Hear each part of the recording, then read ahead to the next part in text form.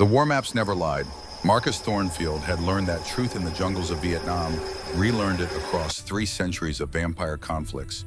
And now, at 2 in the morning on a Tuesday in March, he stood over a table spread with the reconnaissance photos that told him everything except what he needed to know. The Blackthorn clan was moving troops toward the eastern border. 17 compounds fortified in the past month. Supply lines established through human-controlled territories where his scouts couldn't follow without risking exposure. Classic encirclement tactics, the kind Marcus himself had used to win the Battle of Crescent Ridge in 1847. He dragged a hand across his face. The stubble there would never grow thicker frozen at the exact length it had been the night Elara found him bleeding out in a Saigon alley. October 1968. 57 years ago, though, his reflection still showed the same 23-year-old Marine corporal who'd stepped on a mine that should have killed him. Would have killed him if the Queen Mother hadn't been hunting in the city that night, if she hadn't smelled his blood and seen something worth saving. The maps blurred. Marcus blinked hard, realizing he had been staring at the same coordinates for 20 minutes without processing a single detail. This happened more often lately. His mind would slip its leash and drag him backward through memories he'd rather leave buried. Catherine dancing in their courtyard under cherry blossoms she'd planted herself. Catherine laughing as she tried to teach him to waltz, his combat boots crushing her toes every third step. Catherine in the birthing room, her hand crushing his with human strength that faded to nothing as Gabriel drew his first silent breath and she drew her last. The pen in Marcus's hand snapped. Ink bled across the reconnaissance photo, obscuring enemy positions. He swore under his breath and reached for a cloth, then stopped. Let it bleed. Let the whole goddamn map drown in ink. What difference did it make? He'd won every battle that mattered and lost the only war worth fighting. His study door stood open. Marcus didn't remember opening it, but he often didn't these days. Sleep deprivation played tricks even on vampire minds. He could hear the palace settling around him, ancient timbers contracting in the Pacific Northwest, cold guards changing shift in distant corridors, kitchen staff beginning breakfast preparations 3 floors down.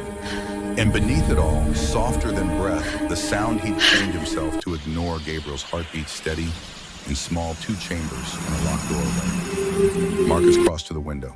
Thornfield Palace rose from old-growth forest like a cathedral built by madmen, all Gothic spires and modern steel hidden behind facades of weathered stone. The human world knew this stretch of the Cascade Mountains as protected wilderness too remote and rugged for development. They never questioned the private road that led nowhere on their maps, never wondered about the lights that burned in windows. No satellite could quite resolve.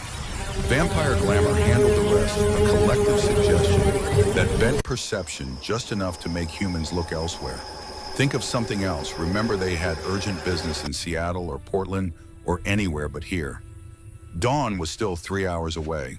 Marcus could feel the approaching sun like a headache building behind his eyes, though he was old enough that daylight merely exhausted him rather than burned. He'd seen younger vampires combust from carelessness, had lost good soldiers to tactical mistakes that involved too much confidence and too little respect for the star that had warmed his human childhood. These days, he rarely saw the sun at all. Easier to sleep through it, work through the night, avoid the windows that framed a world Catherine would never see again. A folder lay on his desk, hand-delivered by Steward Richard before midnight. Marcus had been ignoring it for 2 hours. He finally picked it up, knowing what he'd find inside. The spring procession was 6 weeks away. Ancient tradition demanded the royal family appear before their people, accept blessings, demonstrate the strength and continuity of the Thornfield line. For 300 years, Marcus had stood on that balcony and played his part. For the past 7 years, he'd done it alone. Gabriel kept carefully out of sight because a mute air raised too many questions Marcus didn't want to answer. This year's planning documents included a note in Richard's precise handwriting. Perhaps the prince might attend. He asks about it often. Marcus closed the folder. Gabriel asked about many things, asked in the language of hands. Marcus had never bothered to learn asking questions his father couldn't understand and therefore couldn't answer. Easier not to try, easier to nod and smile and leave the boy to his tutors, his books, his silent courtyard where he spent hours watching birds and arranging stones into patterns that probably meant something if you knew how to read them. The clock on Marcus's desk read 2:47 a.m. He should sleep, should try at least. Instead, he found himself in the corridor boots, soundless on Persian runners that had cost more than a suburban house. Palace security knew better than to question their king's wandering. The night guards simply nodded as he passed, their faces carefully neutral. Gabriel's wing occupied the eastern tower, Catherine's choice, because she'd loved how morning light painted the stone walls gold. Marcus hadn't set foot here in months. He told himself it was respect for his son's privacy. Told himself the boy needed space. Told himself a dozen lies that tasted like ash. The door to Gabriel's bedroom stood ajar.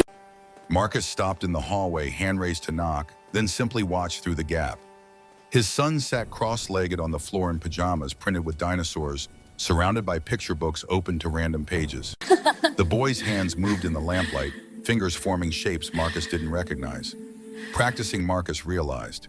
Gabriel was practicing conversations with an audience of no, one his small face serious with concentration as he signed to empty air. Something in Marcus's chest fractured.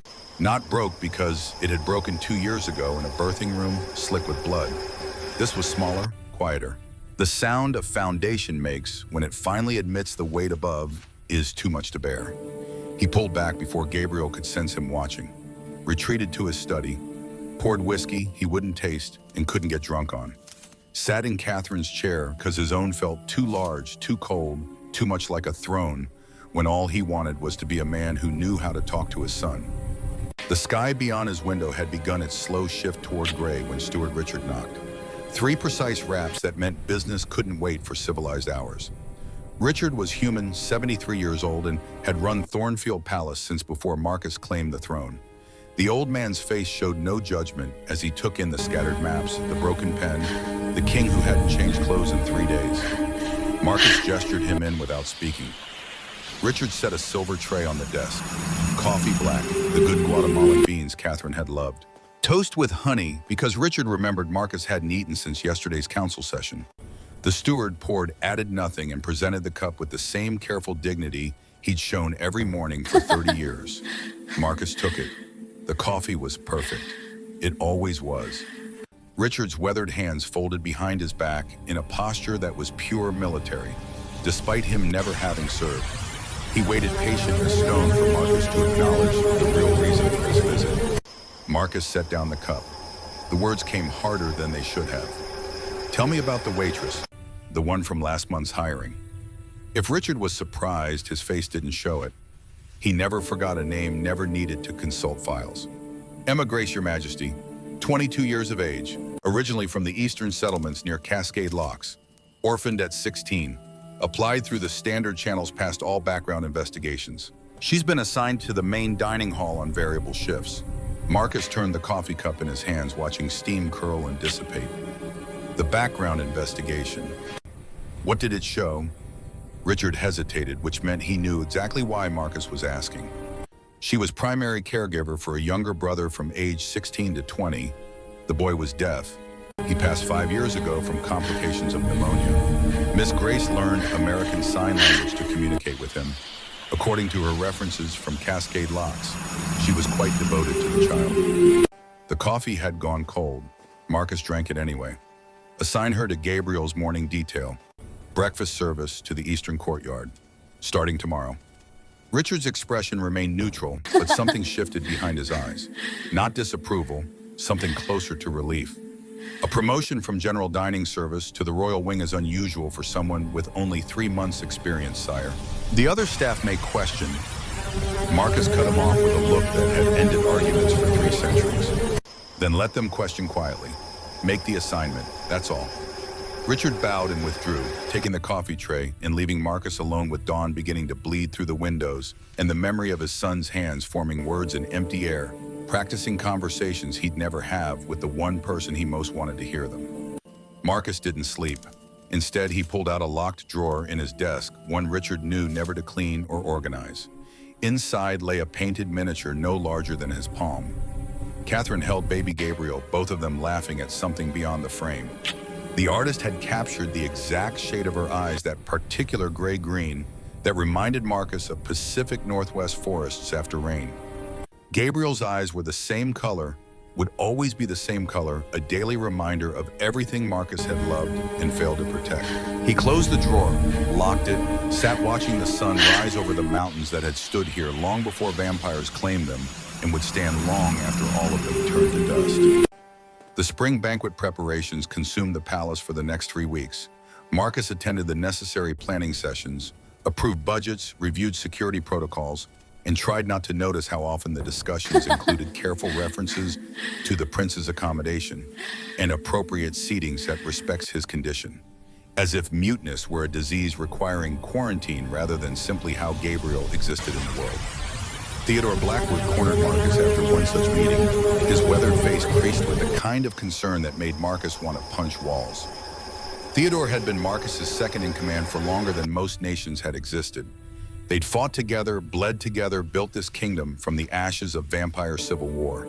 Theodore had held Marcus upright at Catherine's funeral when grief had made standing impossible, which meant Theodore thought he'd earned the right to speak freely about things that were absolutely none of his goddamn business. They stood in the portrait gallery surrounded by painted faces of Thornfield ancestors Marcus had never met, but whose legacy he'd inherited through violence and political necessity. Evening light through stained glass turned Theodore's silver hair into something almost holy. Theodore's voice stayed low-pitched for Marcus's ears alone, despite the corridor being empty. The boy will be at the banquet. Not a question. Marcus focused on a portrait of Queen Alara, the founder, her painted eyes seeming to judge him from across 2 centuries. Gabriel is always invited to formal functions. Theodore's jaw tightened in that particular way that meant he was choosing his words with surgical care. Invited, yes. Present, rarely. The council expects him to attend this year. Some of them are asking questions. Marcus turned to face his oldest friend, letting cold authority settle over his features like armor he'd worn so long it felt like skin. What kind of questions? Theodore held his gaze, refusing to flinch. The kind that wonder whether an heir who cannot speak can effectively rule. The kind that notice you keep him hidden away like a secret you're ashamed of. The kind that suggest if the prince is unfit, perhaps succession should be reconsidered. The corridor temperature dropped several degrees. Marcus didn't raise his voice. Didn't need to. Gabriel is my son and the rightful heir to the Thornfield throne. Anyone who suggests otherwise can present their concerns to me directly, preferably in the combat circle where we can discuss their theories about fitness to rule. Theodore didn't retreat. Decades of friendship had made him immune to intimidation. I'm not your enemy, Marcus. I'm trying to prevent you from making a mistake that will hurt that boy more than hiding him already has. The words landed like a blade between ribs, precise and devastating. Marcus felt his hands curl into fists, old combat reflexes screaming at him to strike, to fight to solve this problem the way he'd solved every other problem for 3 centuries. Instead, he forced his voice level, cold as the stone walls surrounding them. Gabriel will attend the banquet. He'll sit at the high table. Anything else? Theodore studied him with eyes that had seen too much and forgotten nothing. Do you even know what he sounds like when he signs, when he's excited or scared, or trying to tell you something important? Marcus turned away, done with this conversation, done with the judgment in Theodore's face. I know what I need to know. Theodore's voice followed him down the corridor. Do you? Because from where I stand, you know nothing about your son except how to avoid him. Marcus kept walking, let the accusation hang in the air like smoke. Let Theodore think whatever he wanted. The man had buried his own child 50 years ago, had watched his son Adrian suffer through a decade of deteriorating health before death came as mercy. Theodore thought that gave him moral authority to judge Marcus's parenting. Thought grief created some kind of fellowship that erased the difference between losing a child to illness and losing a wife to childbirth while the child survived. But Adrian had been able to speak, had been able to tell his father he loved him, was scared, wanted one more story before sleep. Gabriel's silence was different. Gabriel's silence was a wall Marcus had no tools to breach and no map to navigate. So yes, he avoided it. Avoided him. Avoided the constant reminder that Catherine had died bringing Gabriel into the world, and Marcus still didn't know if the trade had been worth it. The thought made him sick. Made him the kind of father who deserved Theodore's judgment, and worse. But knowing it was wrong didn't make it less true, and truth was the one enemy Marcus had never learned to defeat. The night of the spring banquet arrived with the weight of an execution. Marcus, dressed in formal armor, black steel worked with silver that caught candlelight like captured stars. The crown settled on his head, heavy as regret. He studied himself in the mirror and saw a king, a warrior, a man who'd conquered nations but couldn't manage a conversation with a 7-year-old. Catherine would have known what to do. Catherine would have learned sign language the first week, would have filled Gabriel's world with laughter and stories and the kind of effortless love that Marcus had somehow forgotten how to feel. She'd been protesting the Vietnam War when they met, had thrown red paint on his dress uniform during a rally in San Francisco. He'd been home on leave, confused and angry, and she'd been fearless in a way that made his heart stop. 3 months later, they were married. 5 years later, she chose vampirism to stay with him forever. Forever had lasted 43 years. Marcus descended to the Great Hall where 500 guests already mingled beneath chandeliers that cost more than most humans earned in a lifetime. Vampire aristocracy in their finest clothing, human dignitaries in tuxedos and gowns, all of them performing the careful dance of a society built on secrets and maintained through collective agreement to pretend everything was normal. The high table sat on a raised platform at the hall's northern end. Marcus's throne dominated the center, flanked by seats for honored guests and family. Gabriel's chair was smaller positioned to Marcus's right, currently empty. Richard had assured him the boy was being prepared by his attendants would arrive shortly. Marcus took his place. Let the ritual wash over him. Toasts were raised, speeches delivered. The musicians in the corner played something classical that Catherine would have known the name of. Marcus nodded and smiled and played the part of the gracious host while his mind counted minutes until this performance could end. Then Gabriel arrived and every other thought evaporated. The boy wore miniature formal robes that matched Marcus's own black and silver, impossibly small. His dark hair had been carefully combed. His face was pale, eyes huge with nervousness as an attendant guided him toward the high table. The crowd's conversation didn't exactly stop, but it shifted, dropped to whispers that carried farther than shouts. Gabriel's gaze found Marcus.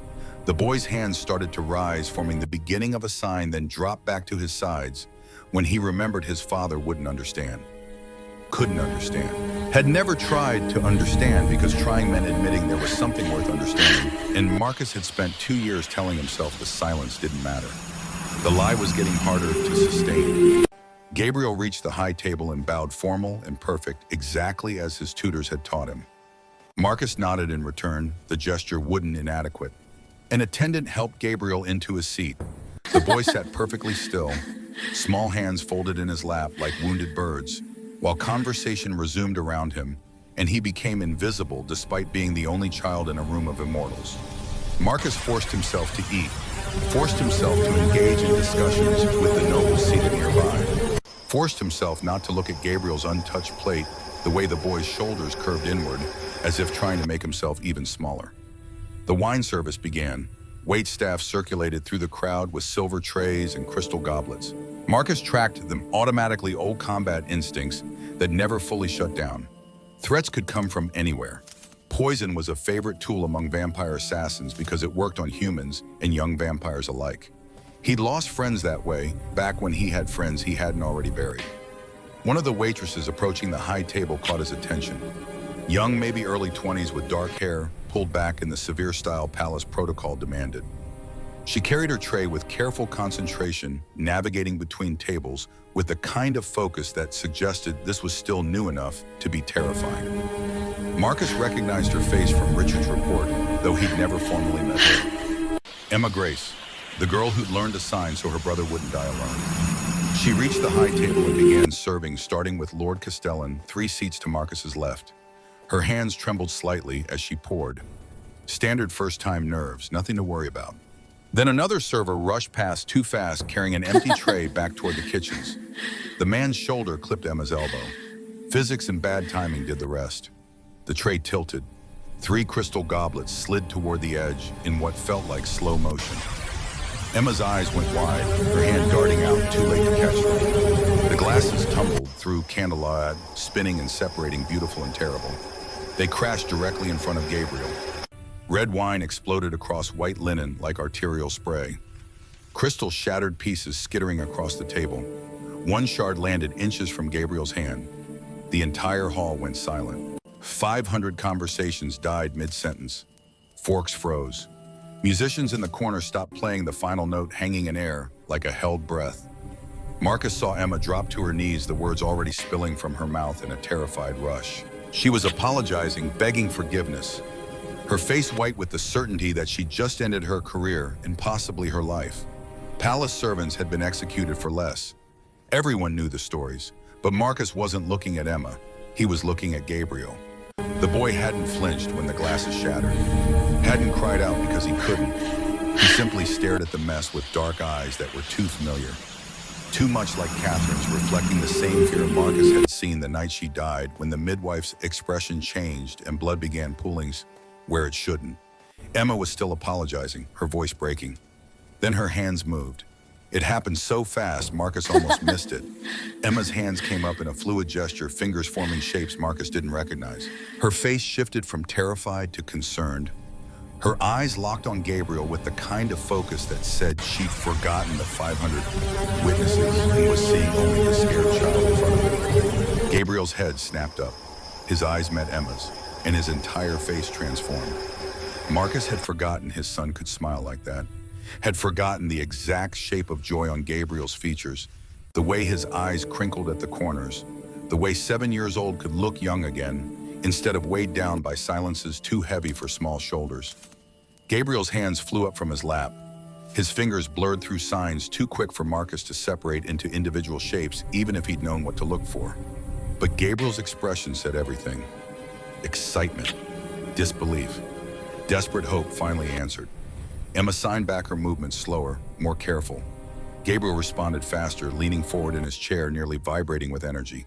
The conversation lasted maybe 10 seconds. To Marcus, it felt like watching something sacred through glass, something private he had no right to witness. Then Gabriel smiled again, wider this time, and signed something that made Emma's face soften with the kind of gentle understanding Marcus hadn't seen directed at his son since Catherine died. Silence. Marcus heard his own voice cut through the hall before he consciously decided to speak.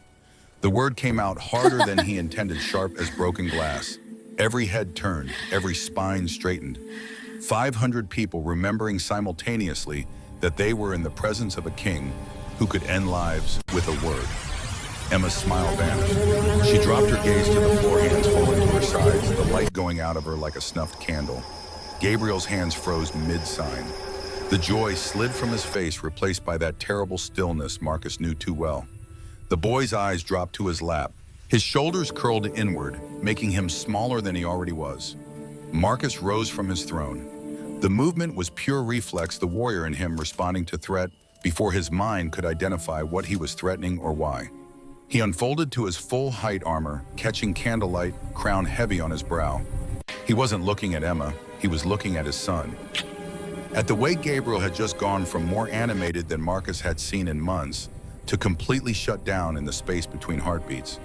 At the reminder that Marcus's voice, Marcus's presence, Marcus's existence was apparently enough to extinguish whatever light Emma had managed to kindle. The hall held its breath. Marcus became aware of the spectacle he was creating. 500 people watching him loom over a terrified waitress who'd committed the crime of spilling wine and the apparently greater crime of making his son happy. He forced himself to shift his attention to Emma. She knelt on the floor, head bowed, shaking. Probably convinced she was about to die. Probably wondering if begging would help or just draw out the inevitable. Marcus's voice came out quieter than his first command, but it carried through the silence like thunder. You stand. Emma rose on unsteady legs. She kept her eyes down proper and terrified, and utterly unaware that she'd just accomplished something Marcus had failed to do for 7 years. She'd spoken to his son, actually spoken in a language Gabriel understood, and Gabriel had responded not with the careful politeness he showed his tutors, but with genuine excitement. She'd done in 5 seconds what Marcus couldn't do in 7 years. The realization hit him like a blade between ribs. Marcus heard himself ask the question, even as part of him screamed that this was a mistake, that he should dismiss her and move on and pretend tonight had never happened. Where did you learn that? His voice sounded strange even to his own ears. Not angry, confused maybe, lost. Emma's voice shook when she answered. In my village, Your Majesty, my brother was born deaf. I learned to speak with my hands so he wouldn't be alone. She'd learned so her brother wouldn't be alone. The phrase lodged in Marcus's mind like shrapnel. So simple, so devastating. As if loneliness were an injury you could prevent with effort and care instead of something inevitable, something Marcus had convinced himself Gabriel had to endure because there was no alternative. Except apparently there was. Apparently the alternative was standing in front of him, terrified and shaking, having just demonstrated it. Marcus made himself ask the next question, even though he already knew the answer, and it would hurt. Your brother, where is he now? Emma's voice dropped to barely a whisper. Dead silent. 5 years ago. Something flickered across Marcus's face. An emotion he couldn't name and couldn't control. He glanced back at Gabriel. The boy was watching them with desperate, pleading eyes that begged Marcus not to punish Emma for being kind. Those eyes were so much like Catherine's, it physically hurt to meet them. The crowd waited. Protocol demanded he respond somehow. Punish the server for her clumsiness, or at minimum dismiss her in disgrace. Anything less would look weak, would suggest the king could be moved by sentiment, by the human stories his servants carried like scars. Marcus turned to Richard, who stood near the throne with the patience of someone who'd weathered 300 years of royal decisions, both brilliant and catastrophic. Find this woman's name and posting. Report to my study within the hour. He returned to his seat without another word. The musicians began playing again, tentative at first, then with growing confidence. Conversations resumed. Servants rushed forward to clean the spilled wine and broken crystal. The machinery of the banquet ground back into motion as if nothing had happened. But Gabriel's eyes stayed on Emma as she was ushered away by a senior server. The boy's hands moved one final time, small and quick, hidden beneath the table, where only Marcus could see because he sat right next to his son and for once in 7 years was actually paying attention. Marcus didn't know the sign, but he recognized gratitude when he saw it written across a child's face. Emma was gone. The banquet continued. Gabriel sat silent and still for the rest of the evening, but something had changed in his posture. His shoulders weren't quite so curved. His face wasn't quite so defeated, as if someone had reminded him that he existed, that he mattered, that his language was real and worth speaking. Marcus made it through the rest of the banquet on autopilot. He smiled. He nodded. He performed the role of gracious host while his mind replayed those 10 seconds over and over. Gabriel's transformation. Emma's casual competence with sign language. The reminder that Marcus's son had a whole vocabulary, a whole way of existing in the world that Marcus had simply decided wasn't worth his time to learn. The shame was old and familiar and getting harder to ignore. The banquet ended near midnight. Marcus waited in his study while Richard conducted whatever investigation was required for a formal personnel report. The old steward arrived precisely 1 hour after Marcus's command, carrying a leather folder and wearing an expression that suggested he knew exactly what was coming and had already made his peace with it. Richard set the folder on Marcus's desk and opened it to reveal a single page. Emma Grace's employment record thinned because she'd only been at the palace 3 months. Photo attached showing a young woman with serious eyes and dark hair pulled back. She looked older than 22 in the picture. Life did that to people. Orphaned at 16, caring for a dying brother, working whatever job she could find. The kind of life that carved experience into your face before your time. Marcus scanned the page. References from Cascade Locks described her as reliable, hardworking, devoted to her brother's care until the end. One reference from a local church pastor noted that Emma had learned American Sign Language from the deaf community. There had been an active member of their social gatherings even after her brother's death. A young woman with uncommon empathy, the pastor had written. Marcus closed the folder. The sign language, how fluent is she? Richard had clearly anticipated the question. I took the liberty of consulting with Professor Hayes, who tutors Prince Gabriel. According to him, American Sign Language has regional variations, but the fundamentals remain consistent. Miss Grace learned from the Pacific Northwest deaf community, which means her signing would be comprehensible to the prince, though perhaps not as formal as Professor Hayes' academic approach. Marcus leaned back in his chair. The leather creaked under his weight. Assign her to the Eastern Wing, morning shift. Her duties will include breakfast service to Gabriel's courtyard. Richard's expression didn't change, but something shifted in his eyes. Relief, maybe? Or vindication? A significant promotion for someone with minimal experience, Your Majesty. The other staff may question the reasoning. Marcus met his steward's gaze with the flat certainty that had ended countless arguments over countless years. Then they can question quietly, or they can find employment elsewhere. I don't particularly care which. Richard bowed, accepting the order without further comment. Will there be anything else, sire? Marcus almost dismissed him, almost let the conversation end there. But the image of Gabriel's hands moving in gratitude wouldn't leave his mind. The prince, when he signs, is it actual language, actual communication, or just gestures? The question revealed more ignorance than Marcus was comfortable admitting. Richard's expression softened with something that might have been pity if directed at anyone other than a king who could tear him apart without effort. American Sign Language is a complete language, Your Majesty. It has grammar, syntax, nuance. Professor Hayes has explained this before, though perhaps not recently. Hayes had explained it. Marcus remembered now vaguely a conversation years ago when they had first hired the tutor. Marcus had been dealing with border conflicts at the time, had only half listened to the explanation of how deaf education worked. He'd signed the contract, authorized payment, and assumed the problem was solved. Except Gabriel's silence wasn't a problem to be solved. It was a reality to be lived with, and Marcus had responded to it the way he responded to everything, by treating it as a tactical situation requiring minimum engagement. Richard was still standing there, waiting for dismissal. Marcus waved him away. That's all. Make the assignment effective tomorrow morning. After Richard left, Marcus sat alone in his study and tried to remember the last time he'd actually looked at Gabriel. Really looked, not just glanced over during formal dinners or nodded in passing when the boys' tutors paraded him through for inspection. Weeks at least, maybe longer. Time did strange things when you were immortal, and grief made hours feel like centuries. He pulled out the locked drawer. The miniature portrait felt heavier than it should. Catherine's painted eyes seemed to accuse him from across the distance of her death. Marcus spoke to the portrait even though he knew it was insane, knew Catherine was gone and couldn't hear him and wouldn't forgive him if she could. I don't know how to talk to him. I've commanded armies. I've negotiated treaties in 7 languages. But I can't figure out how to have a conversation with a 7-year-old who can't hear or speak. The portrait didn't answer. The painted Catherine kept smiling, kept holding baby Gabriel, kept existing in a moment of perfect joy that Marcus could remember but not recreate. He locked the drawer, sat in darkness until dawn painted the windows gray. Didn't let himself think about why he'd assigned Emma to Gabriel's detail or what he expected to accomplish by watching someone else succeed where he'd failed. The next morning, Marcus woke late, which meant 9 a.m. instead of his usual 5.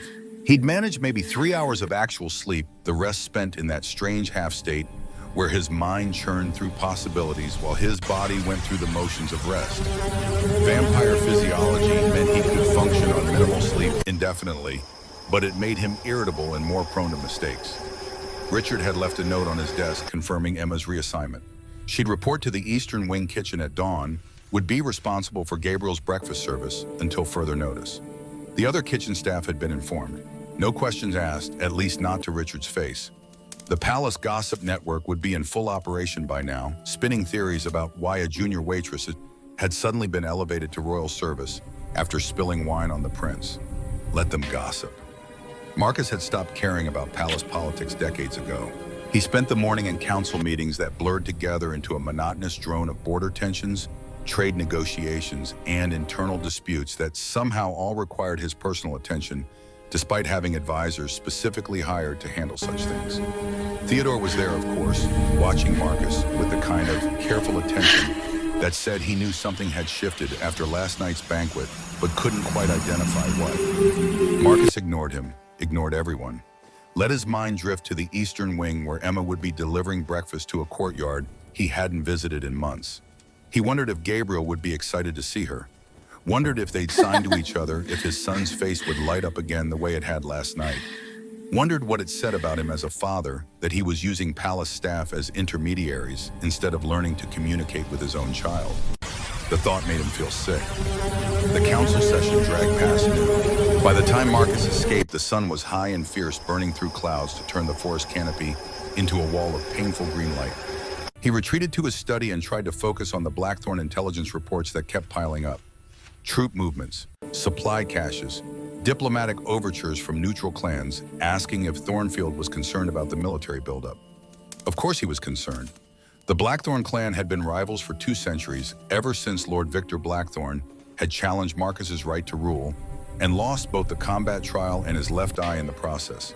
Victor held grudges like vampires held on to life, eternally bitterly, waiting for any opportunity to even the score. But Marcus couldn't make himself care today. Couldn't focus on military strategy when part of his mind was elsewhere, wondering what Gabriel and Emma might be talking about in a courtyard Marcus had built for Catherine, and then abandoned because it hurt too much to visit. He gave up pretending to work around 2 p.m., told Richard he needed air, needed space, needed anything other than these 4 walls, and the weight of decisions he kept deferring because they required confronting truths he'd rather avoid. Marcus found himself walking toward the eastern wing without consciously deciding to go there. His feet knew the path, even if his mind had tried to forget it. Through the main corridor, past the portrait gallery, up the spiral stairs Catherine had insisted on because she loved how they curved like a nautilus shell. The architect had warned they'd be impractical for furniture movement. Catherine had laughed and said beauty was never practical. The door to Gabriel's courtyard stood open. Marcus stopped before reaching it, staying in the shadow of the archway where he could see without being seen. Old combat instincts made him good at observation, at gathering intelligence before committing to engagement. The courtyard was exactly as Catherine had designed it.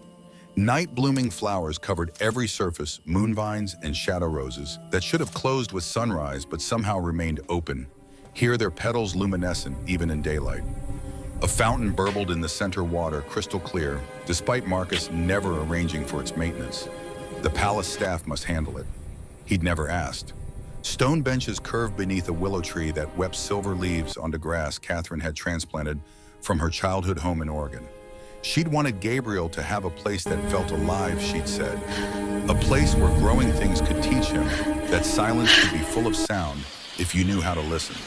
Gabriel sat cross-legged on the grass, his small form nearly invisible against the green. Emma knelt beside him, close enough to see his hands, but far enough to give him space. A breakfast tray sat forgotten on a nearby bench, the food untouched. Neither of them had noticed it was past noon. Marcus watched his son's hands move, watched Emma respond with signs that flowed like water, natural and unhurried. Watched Gabriel's face cycle through a dozen expressions: excitement, confusion, delight, thoughtful concentration. The boy was having a conversation. An actual, real conversation with someone who understood him, and the difference between this and his interactions with tutors was stark. Professor Hayes was competent, professional. He taught Gabriel vocabulary and grammar the way you'd teach any academic subject. But Emma signed the way someone speaks their native language, with rhythm and nuance, and the kind of casual fluency that said this wasn't translation, it was thinking. Gabriel signed something rapid and complex. Emma actually laughed out loud and signed back. Gabriel's whole body shook with silent laughter, his hands coming up to cover his mouth in a gesture so much like Catherine that Marcus's chest constricted. He should leave, should respect their privacy, return to his study, pretend he hadn't spent half an hour watching his son interact with a palace servant because he couldn't figure out how to interact with the boy himself. But he couldn't move, couldn't look away from the proof that Gabriel wasn't broken, wasn't deficient, wasn't any of the things Marcus had privately feared. The boy was bright and funny and desperate to connect, and the only thing standing between him and a normal childhood was a father too cowardly to learn a new language. The truth settled over Marcus like armor he couldn't remove. Heavy, inescapable, earned through his own failures. Gabriel must have sensed some change in the courtyard's energy, because the boy's head suddenly turned toward the archway. His eyes found Marcus standing in shadow. The laughter died on Gabriel's face. His hands dropped to his sides. His whole posture changed, shoulders curling inward, making himself small. Emma followed Gabriel's gaze. Her eyes went wide when she saw Marcus. She scrambled to her feet, hands twisting together in distress, clearly certain she'd done something wrong by still being here hours after breakfast service should have ended. Marcus stepped into the courtyard. Sunlight hit his face fierce and uncomfortable. Both Emma and Gabriel stared at him like he was a natural disaster approaching, with predictable devastation. He should say something, should explain why he was here, what he wanted, anything to break the awful tension. But words failed him the way they always did around Gabriel. All his eloquence, all his diplomatic training, all the speeches he delivered to thousands of subjects evaporated when faced with one 7-year-old boy who just wanted his father to see him. Emma found her voice first. It came out shaky, apologetic. "Your Majesty, I apologize. I should have finished service hours ago. I was just the prince, had questions about I didn't mean to overstay." Marcus raised a hand. Emma stopped talking immediately, her face going white with fear. He made himself look at Gabriel, made himself meet those eyes that were so much like Catherine's. It hurt. "I didn't mean to interrupt." His voice came out rougher than intended. Gabriel flinched slightly, then tried to hide it, which somehow made it worse. Marcus had no idea what to do next. He'd spent 300 years conquering kingdoms, and he couldn't figure out how to have a simple conversation with his own son. The absurdity would have been funny if it wasn't so pathetic. Emma was still standing there, frozen in place, probably wondering if she should leave or stay or throw herself on the king's mercy. Gabriel's gaze darted between Marcus and Emma, his small hands twitching like he wanted to sign something, but didn't dare. The silence stretched, became unbearable. Marcus was about to retreat, about to make some excuse and leave them to their conversation when Emma did something unexpected. She signed to Gabriel. Her hands moved in careful, deliberate shapes that Marcus couldn't interpret. Gabriel's eyes widened. He signed back, quick and questioning. Emma nodded and signed again longer, this time her expression gentle. Gabriel looked at Marcus, really looked at him, studying his face with an intensity that made Marcus feel examined under a microscope. Whatever Emma had signed seemed to have given the boy permission for something. Gabriel's hands came up slowly. He formed a simple gesture, fingers pointing at Marcus and then back at himself. His expression was hopeful and terrified in equal measure. Marcus had absolutely no idea what his son had just said. The moment stretched. Gabriel's hands dropped back to his sides. His face shuddered, hope draining away as he realized his father still couldn't understand him. Didn't understand him. Had made no effort to learn in 7 years. Emma's voice was quiet, almost apologetic. "He asked if you wanted to sit with him, Your Majesty."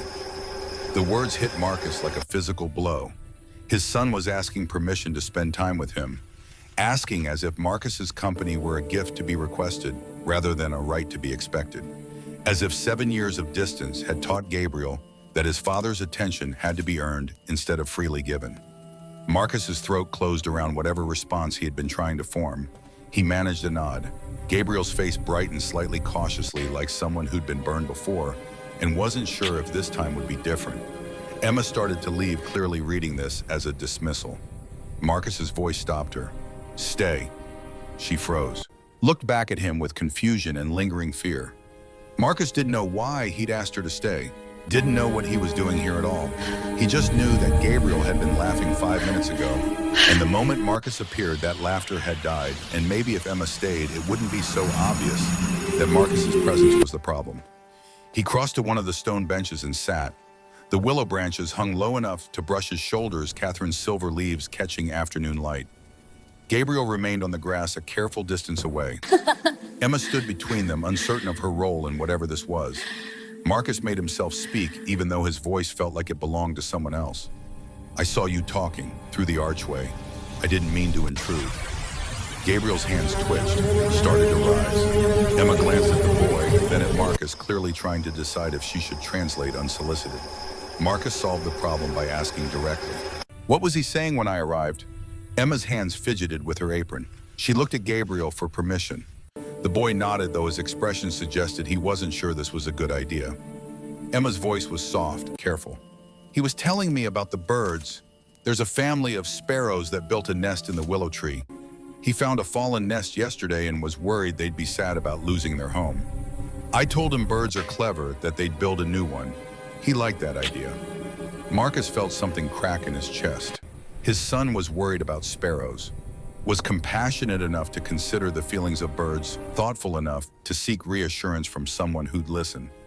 And Marcus knew none of this. Hadn't asked, hadn't cared enough to learn what occupied his son's thoughts beyond whether the boy was eating properly and obeying his tutors. He forced himself to look at Gabriel again. "Show me the nest." Gabriel blinked, looked at Emma as if to confirm he'd understood correctly. Emma signed something Marcus assumed was translation. Gabriel's face went through several emotions too fast to track, landing on cautious hope. The boy stood and crossed to the willow tree, reached up to retrieve something from where it hung on a low branch, brought it back to Marcus with careful, precious movements. It was a bird's nest, small, woven from twigs and moss and bits of string, scavenged from everywhere. Empty, slightly damaged, but intact enough to show the craftsmanship of whatever bird had built it. Gabriel held it out to Marcus with both hands, an offering. Marcus took it. The nest weighed almost nothing. He studied the construction with the same attention he'd give to military fortifications, noting how the twigs interlocked, how the moss provided insulation, how the whole structure was engineered to protect fragile eggs from wind and weather. "This is well made." He said it to Gabriel, who was watching his face with desperate attention. Emma signed the words. Gabriel's hands moved in response. Emma translated.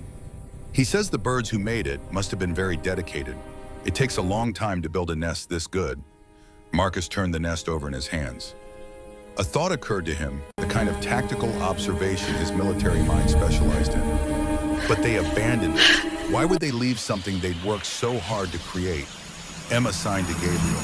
The boy's response was longer this time, his hands moving with thoughtful precision. Emma's translation followed. "Sometimes birds have to abandon their nests because of predators or storms. It doesn't mean the nest wasn't good. It just means circumstances changed and they had to adapt. Building a new nest doesn't erase the work they put into the old one." The words landed with unexpected weight. Marcus looked at his son's serious face, wondering if Gabriel knew he was describing more than birds. Describing a mother who died too soon. A father who'd abandoned his responsibilities.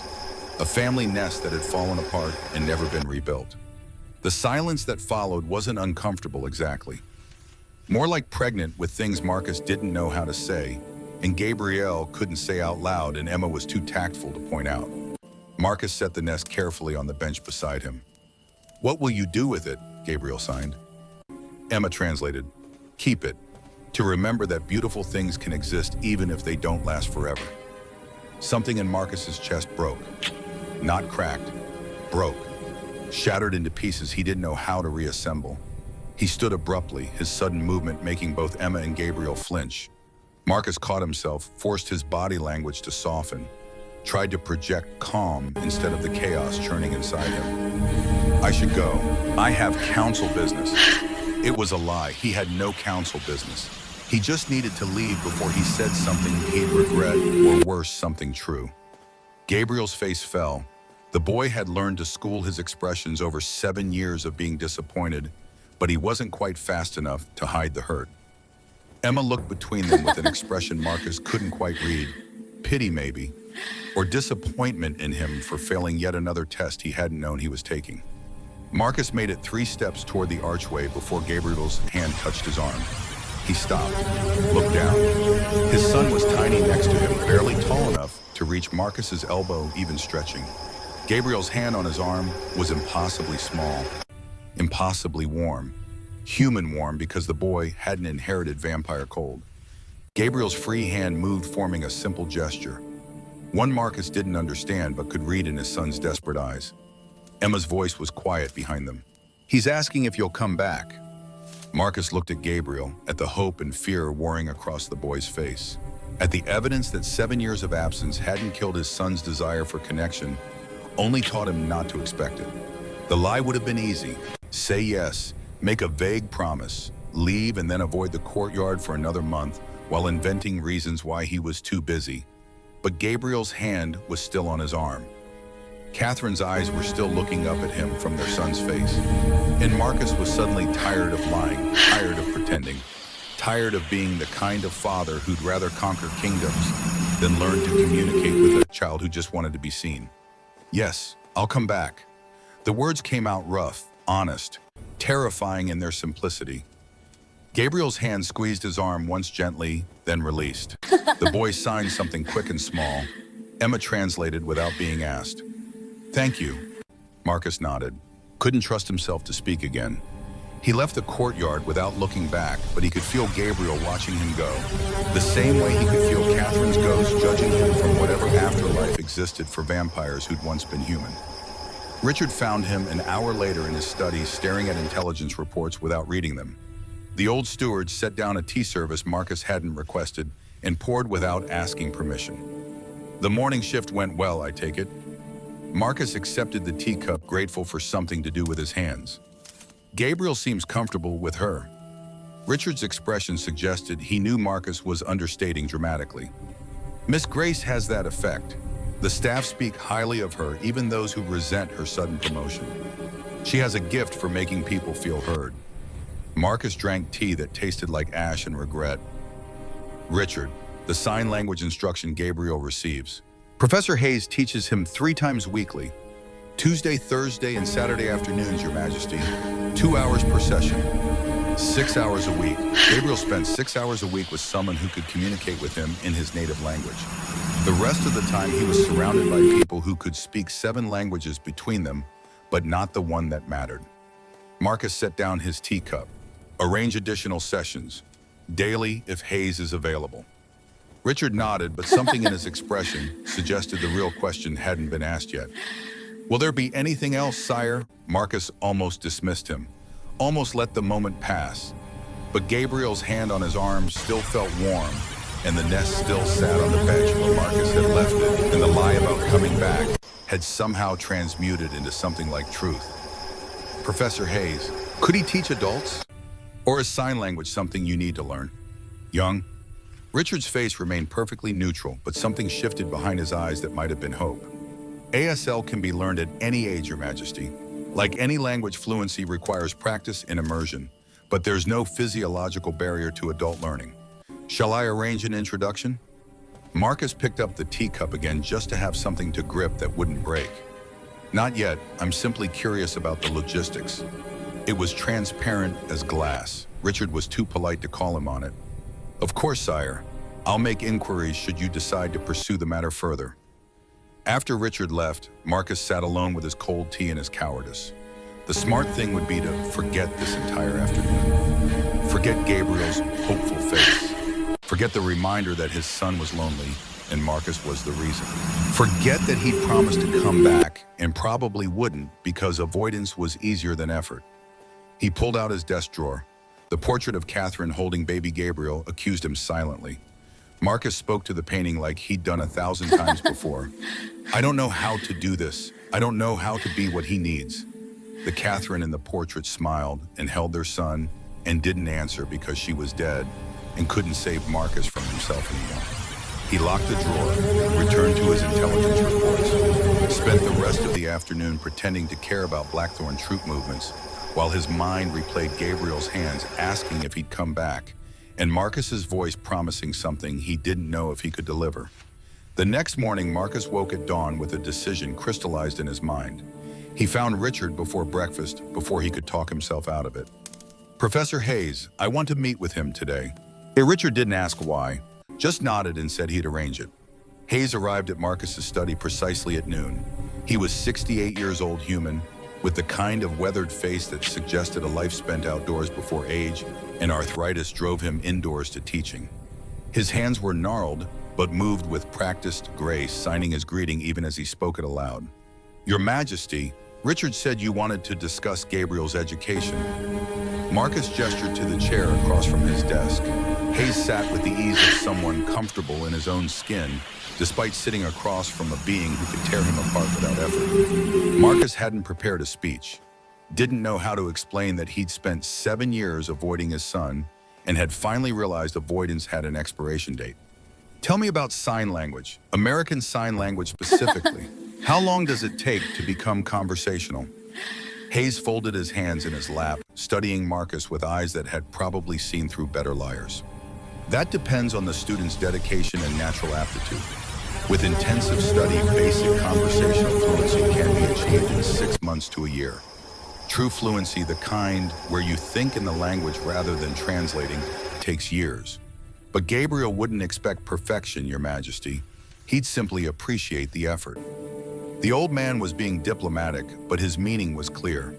Marcus had spent 7 years not trying. Any effort at all would be improvement. Marcus leaned back in his chair, studying the professor. If I were to begin learning, how would you recommend I start? Hayes's expression softened with something that looked like relief. The fundamentals are straightforward. The ASL alphabet, basic vocabulary, simple sentence structures. The challenge isn't intellectual so much as cultural. ASL isn't just hand gestures. It's facial expressions, body language, spatial grammar. It requires vulnerability in communication that many hearing people find uncomfortable. Vulnerability. Marcus had conquered kingdoms through strength, negotiated treaties through careful emotional control, built a reputation as a warrior who never showed weakness. And now a 68-year-old human was telling him that talking to his son required the one thing Marcus had spent 3 centuries learning to suppress. I've mastered 7 languages, Marcus said, hearing the defensiveness in his voice. I can learn an 8th. Hayes nodded, but his eyes said he knew those other languages hadn't required Marcus to change who he was, only what he could say. With your permission, Your Majesty, I could begin instruction immediately. Short daily sessions would be more effective than longer weekly ones. Consistency matters more than duration. Marcus pulled out his schedule. Council meetings, military briefings, diplomatic sessions, 100 obligations that had felt crucial an hour ago and now seemed like excuses. Dawn, before council business begins. 30 minutes daily. Hayes inclined his head in acceptance. We'll start tomorrow if that suits Your Majesty. I'll prepare introductory materials. Marcus nodded dismissal. Hayes stood to leave, then paused at the door. If I may speak freely, sire, Marcus gestured permission. Gabriel is a remarkable child, bright, compassionate, desperately lonely, but he's also resilient. Children forgive more readily than we deserve. It's not too late. The old professor left before Marcus could respond, which was probably wise since Marcus had no response prepared. The words settled over him like a benediction he hadn't earned and a challenge he wasn't sure he could meet. It's not too late, but it felt late. It felt like he'd already missed 7 years of his son's life. 7 years Catherine would have filled with laughter and stories and the kind of effortless connection Marcus had forgotten how to feel. 7 years of Gabriel learning that silence was safer than hoping his father might answer. Marcus spent the afternoon in council meetings that dragged like combat without the clarity of knowing who the enemy was. Border tensions, trade disputes, internal politics that required his attention and offered no satisfaction. Theodore watched him from across the conference table with an expression that said he'd noticed something had shifted, but couldn't identify what. Let him wonder. Marcus wasn't ready to explain that he'd decided to learn sign language because a waitress had made his son laugh, and Marcus wanted to know what that sounded like in a language Gabriel could speak. The council session ended near 5 p.m. Marcus returned to his study and found a package waiting on his desk. No note, but he recognized Richard's efficient organization. Inside were 3 books on American Sign Language basics, a DVD set of instructional videos that Marcus didn't have equipments to play, and a laminated card showing the ASL alphabet with hand positions clearly illustrated. Marcus studied the card, 26 letters each represented by a specific hand shape. Some were intuitive, others looked identical to his untrained eye. He tried forming the letter A. His fingers felt clumsy, too large warrior's hands that knew sword grips and trigger pulls, but not the delicate precision required to make meaning from empty air. He practiced anyway. A, B, C, got stuck on D because his thumb wouldn't cooperate. Started over. Made it to F before frustration made him slam the card down harder than intended. This shouldn't be difficult. He'd learned Mandarin in 6 months, had picked up enough Arabic to negotiate treaties, had command of Latin, French, Spanish, German, and enough Russian to follow military communications. But those languages had been intellectual exercises, tools for conquest and diplomacy. This was different. This required admitting he'd failed, his son required vulnerability. Hayes had warned about required accepting that 7 years of avoiding the problem had only made it worse. Marcus picked up the card again. Started over. A through Z, slow and deliberate until muscle memory began to form.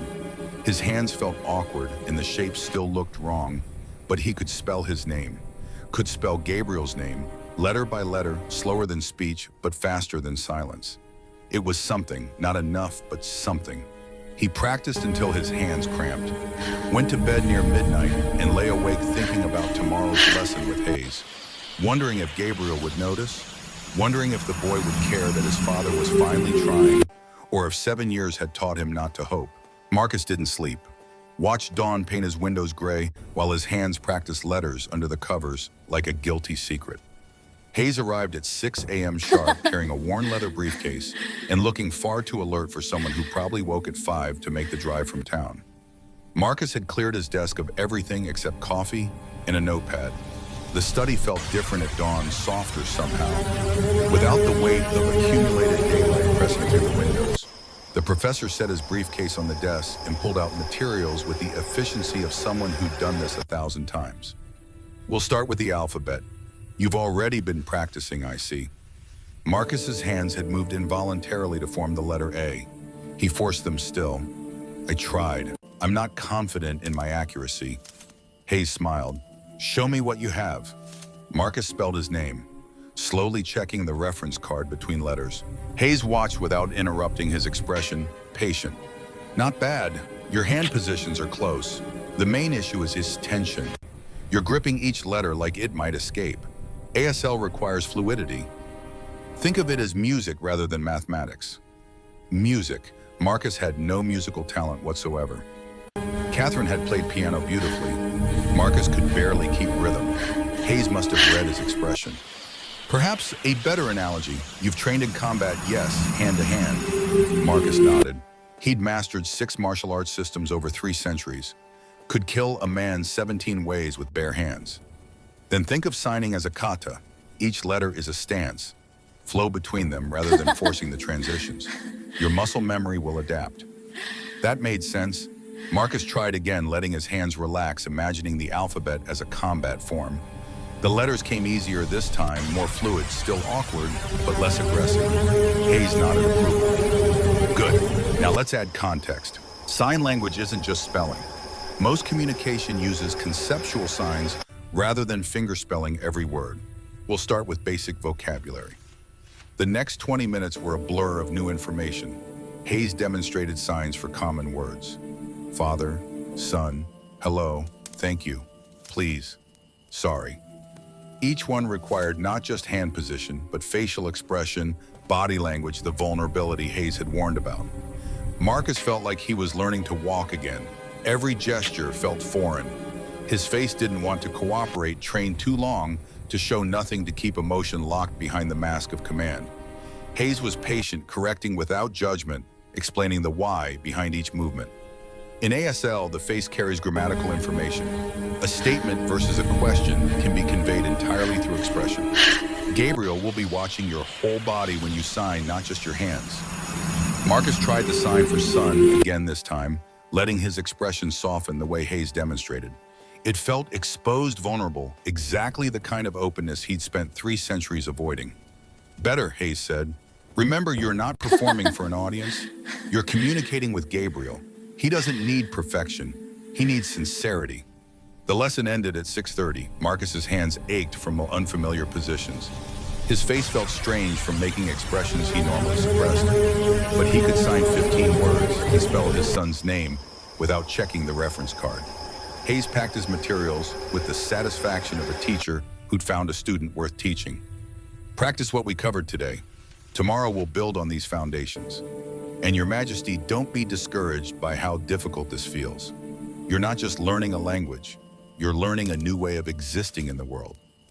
That takes time. After Hayes left, Marcus sat alone in his study and practiced the 15 words until they felt less like foreign objects and more like tools he might someday use with confidence. Father, son, hello, thank you. Simple words, insufficient words, but more than he'd been able to say yesterday. Marcus went to his council meeting at 8 a.m. and couldn't focus on anything being discussed. His mind kept drifting to hand positions, facial expressions, the reminder that he'd just committed to daily lessons in something he might fail at spectacularly. Theodore cornered him after the session, his weathered face creased with concern. "You seem distracted today." Marcus gathered his papers, not meeting his old friend's eyes. "Border tensions are escalating. I'm considering our options." Theodore didn't buy it. Decades of friendship made him resistant to Marcus's deflection tactics. "I've seen you strategize through worse situations without breaking concentration. This is something else." Marcus snapped his folder shut harder than necessary. "I'm fine, drop it." Theodore studied him with the kind of attention that had made him Marcus's most valuable advisor and sometimes most irritating friend. "Does this have anything to do with the waitress you promoted to Gabriel's detail? The one who signed to him at the banquet?" Marcus felt his jaw tighten. Palace gossip traveled faster than he'd anticipated. Personnel decisions aren't council business. Theodore's expression softened into something Marcus didn't want to identify as pity. "You're trying, aren't you, with Gabriel? You're finally trying." The statement hit harder than an accusation would have. Marcus forced himself to meet Theodore's gaze. "Is that a problem?" Theodore shook his head slowly. "No, it's overdue. I'm just concerned about what happens when you realize learning sign language doesn't fix 7 years of absence." Marcus felt anger flash hot and immediate. "I'm aware I've failed him. I don't need you cataloging my shortcomings." Theodore held his ground, refusing to back down despite Marcus's fury. "I'm not trying to hurt you. I'm trying to prepare you for the fact that Gabriel might not trust this change. Children who have been disappointed learn to protect themselves. He might not believe you'll stick with it." The words landed like blows. Marcus knew Theodore was right, knew his son had every reason to expect this effort would evaporate, like all Marcus's previous promises, to be more present, more involved, more of a father than a distant king. But knowing it and accepting it were different things. Marcus's voice came out cold final. "I'll worry about my relationship with my son. You worry about the border tensions." He left before Theodore could respond.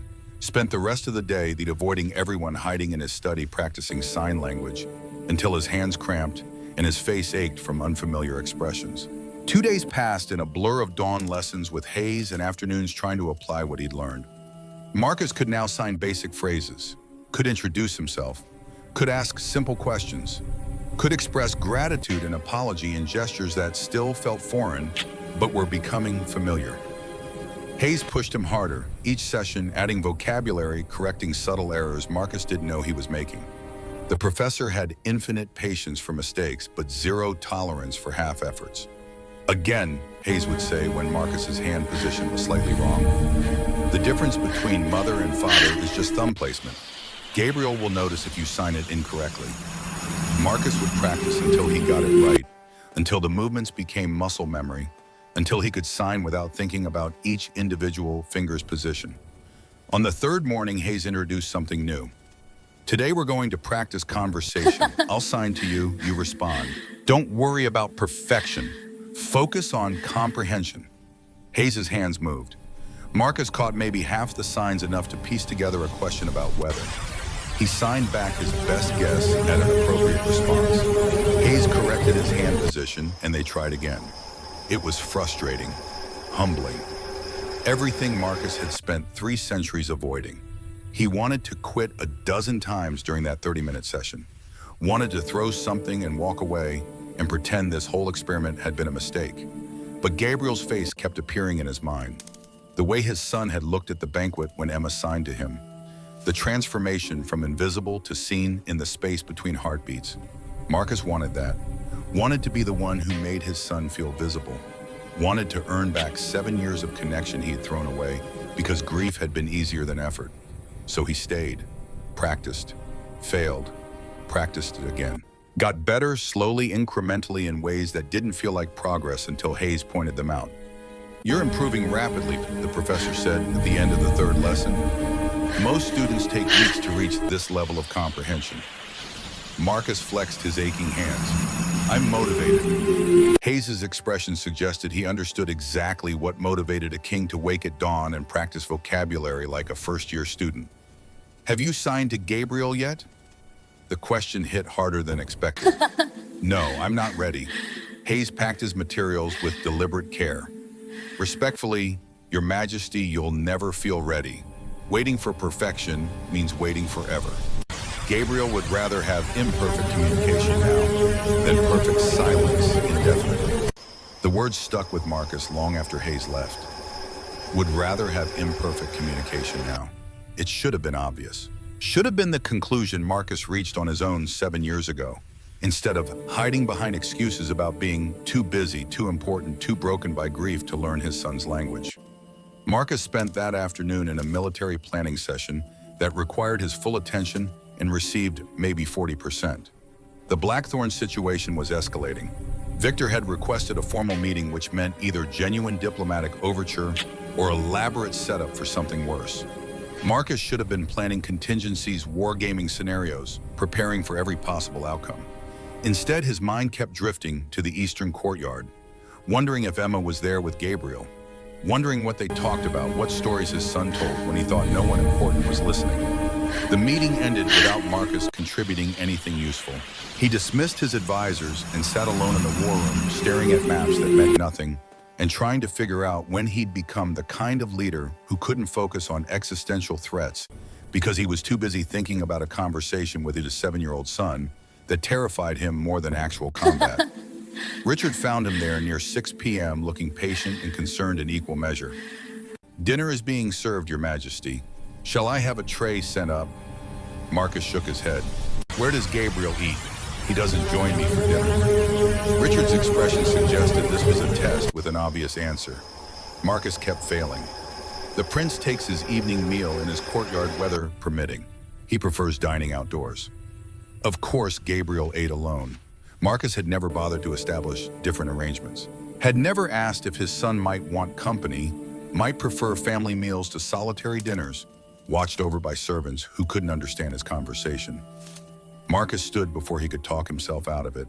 "Have my dinner sent to the eastern courtyard. I'll eat with Gabriel tonight." Richard's face remained perfectly neutral, but something in his eyes looked like victory. "Of course, sire. I'll inform the kitchens immediately."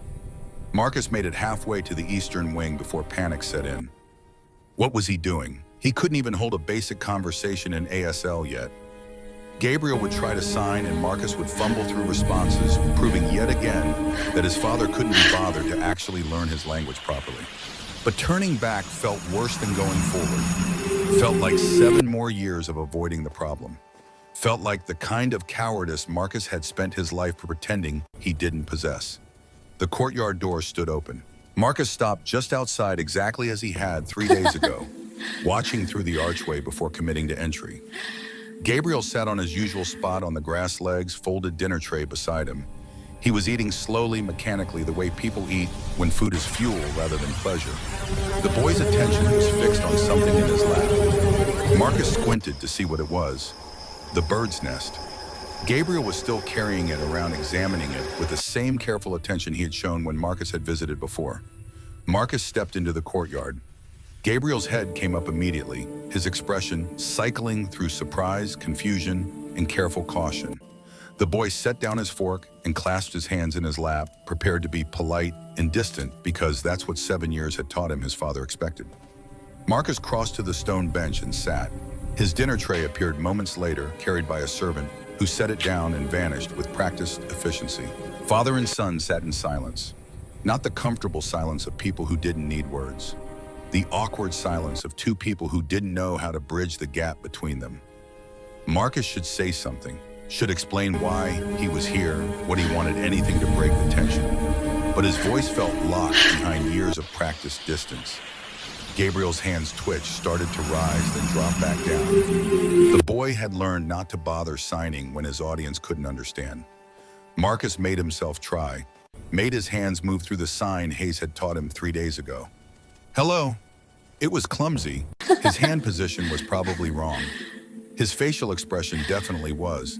But it was something, an attempt, a bridge extended even if it couldn't bear much weight yet. Gabriel's eyes went huge. His mouth opened slightly in shock. For a long moment, he just stared at Marcus like he'd witnessed something impossible.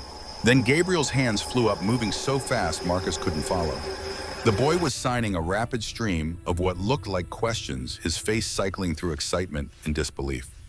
Marcus's hands moved through the sign for slow that Hayes had taught him yesterday. Gabriel stopped, took a breath, signed again slower this time, enunciating each gesture the way you'd speak clearly to someone learning your language. Marcus caught maybe half of it. Something about father learning to sign a question about whether this was real. He tried to respond. His hands fumbled through the signs for yes and learning and sorry in no particular grammatical order. It was probably nonsense. Probably looked like a toddler's first attempts at communication. But Gabriel's face transformed. The same brilliant smile from the banquet, the same light in his eyes that Marcus had been facing since the moment he'd seen it 3 days ago. His son signed something Marcus didn't understand. Then again, slower, his small face patient and encouraging. Marcus had to fingerspell his response letter by letter because he didn't know enough vocabulary yet. I don't understand yet. Gabriel nodded. His hands moved through a simple sign that Marcus recognized from yesterday's lesson. Thank you. They sat in silence again, but this time it felt different. Less like failure and more like the beginning of something fragile that might grow into connection if Marcus didn't destroy it through neglect or cowardice. Marcus picked up his fork. Gabriel did the same. They ate dinner together while the sun set behind the courtyard walls and painted everything gold. The same color Catherine had loved, the same color she'd wanted their son to wake up to every morning.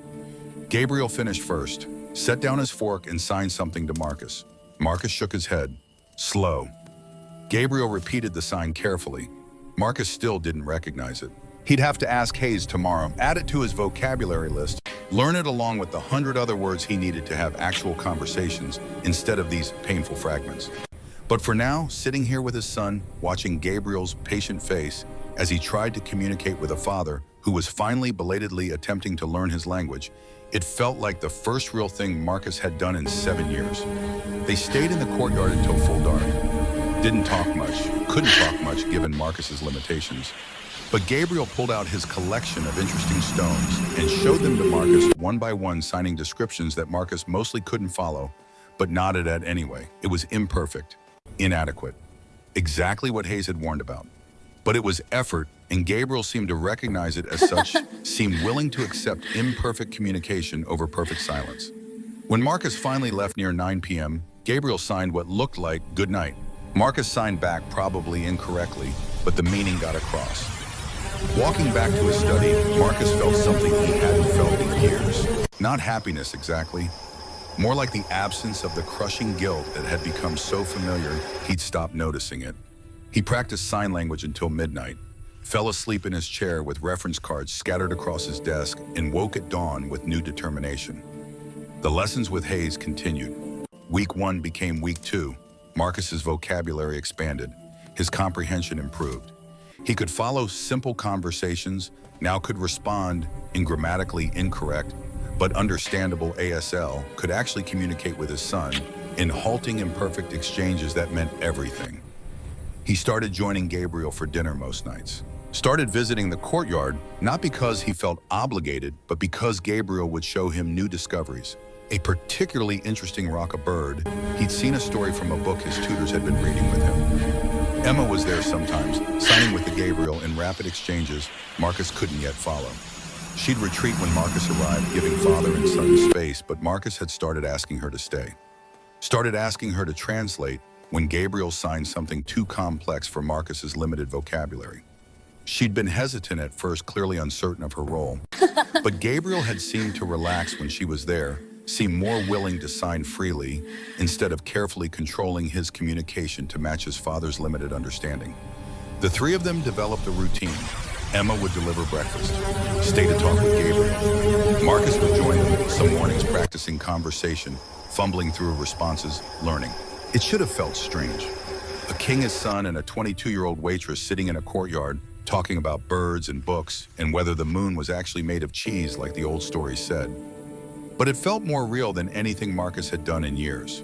Theodore noticed the change, of course, commented on it during a council session in week 3. You seem more present lately. Marcus glanced up from the treaty revision they were supposed to be reviewing. I'm always present. Theodore's expression said he knew better. More engaged then, less like you're going through motions while your mind is elsewhere. Marcus returned his attention to the treaty. The Blackthorn situation had shifted from concerning to actively dangerous.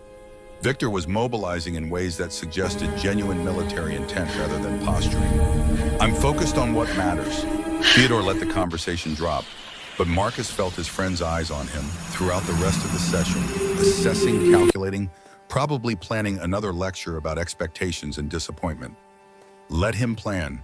Marcus had spent 3 weeks learning to communicate with his son and wasn't about to stop because Theodore thought it was too little too late. That afternoon, Marcus found himself in the Royal Library, a room he hadn't visited in years. Catherine had loved this place, had spent hours here reading everything from philosophy to poetry to technical manuals on gardening. The library had been her sanctuary, and after her death, Marcus had avoided it like all the other spaces that reminded him too much of what he'd lost. But Gabriel had mentioned it during dinner last night, had signed about the stories in the picture books about how much he loved the library's smell and the way sunlight came through the stained glass windows. Had asked tentatively if Marcus might want to see it sometime. So here Marcus stood, surrounded by floor-to-ceiling shelves and the musty scent of old paper. The library was magnificent in the way vampire architecture tended to be excessive, dramatic, built to impress rather than function. 3 stories tall, connected by spiral staircases and narrow bridges. Stained glass windows depicting scenes from vampire mythology. Reading alcoves tucked into corners where you could hide from the world for hours. Marcus heard voices from the children's section. Not voices exactly. Laughter. The sound drew him forward until he could see into the alcove. Emma and Gabriel sat on the floor surrounded by picture books. Emma was signing a story, her hands moving in elaborate gestures that painted pictures in the air. Gabriel watched with rapt attention, occasionally signing questions. Emma would answer and continue the story, her expressions exaggerated and delightful. Marcus stayed in the doorway watching.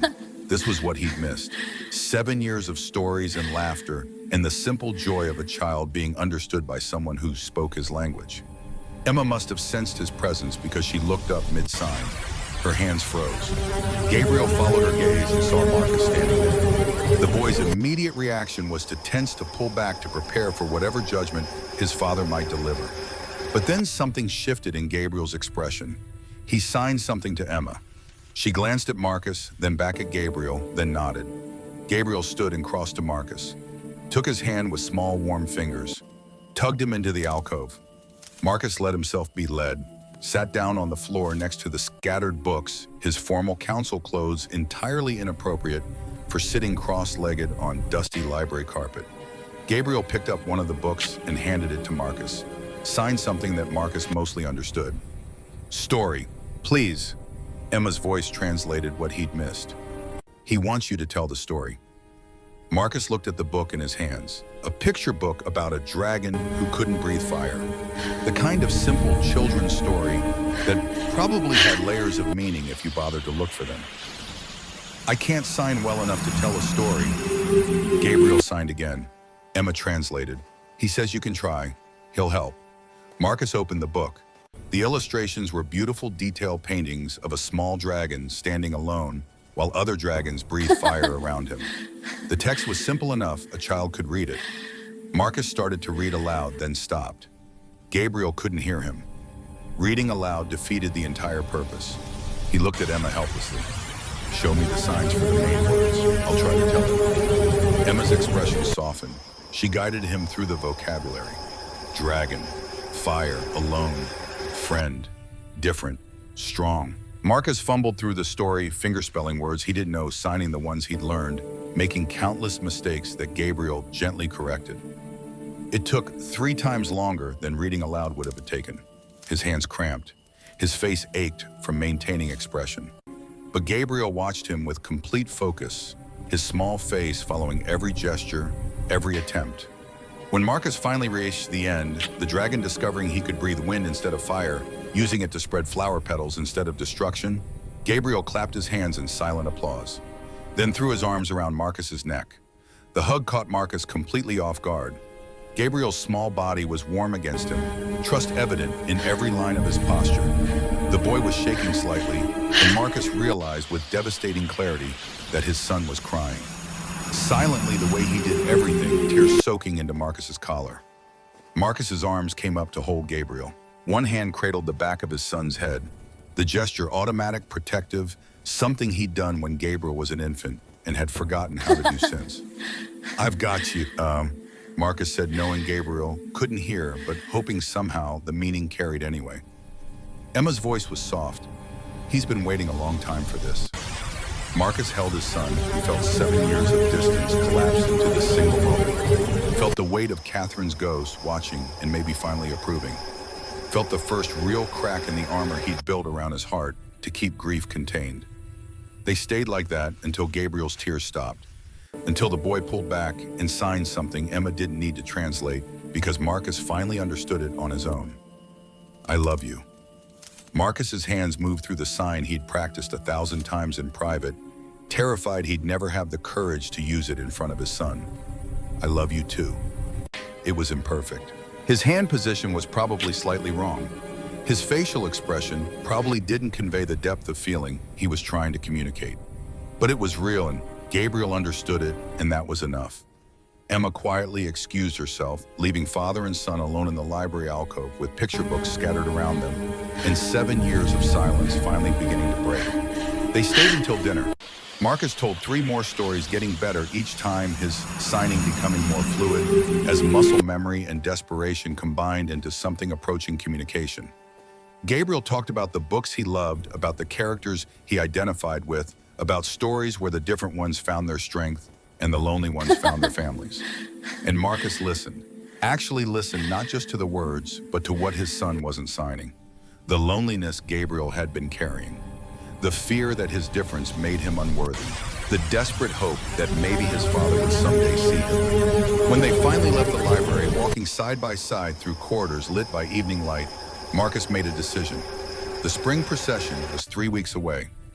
Ancient tradition demanded the royal family appear before their people. For 7 years, Marcus had kept Gabriel hidden, had treated his son's existence as something to be managed rather than celebrated. Not this year. This year, Gabriel would stand beside him on that balcony. This year, the kingdom would see their prince not as a silent shadow, but as the heir to the Thornfield throne. And if that terrified Marcus more than any battle he'd fought in 300 years, well, courage wasn't the absence of fear. It was being scared and doing it anyway. He just had to figure out how to prepare Gabriel for public scrutiny when he'd barely figured out how to have a private conversation with him.